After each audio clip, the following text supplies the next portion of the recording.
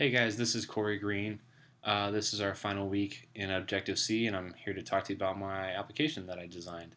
Um, so without further ado, here in the simulator, I have my application, and I have my label tag username and my input text field, login button, a dynamic label that gets populated depending upon whether or not you enter a correct username.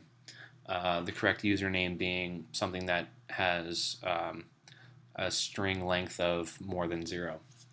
When you press the press for date button, it actually pops up with a notification stating the date and time, and also what time zone you're in.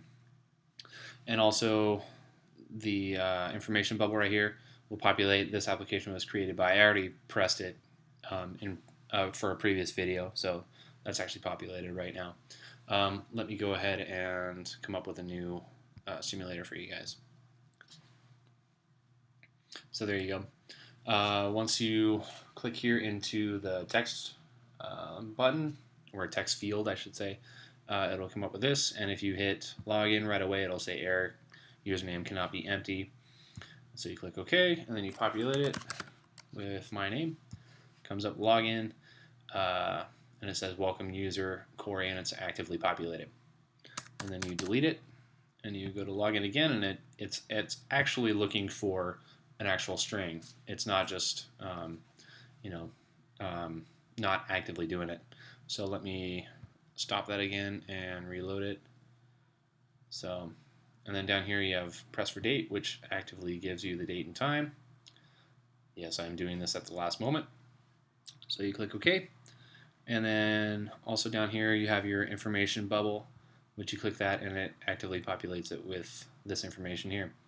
So yeah, that's an explanation of my application. What went well for me was pretty much everything. I pretty much plowed right through this application, and it was really enjoyable. It really was. I found it to be not too challenging. I mean, I was having a problem with wrapping my head around updating my date time alert message.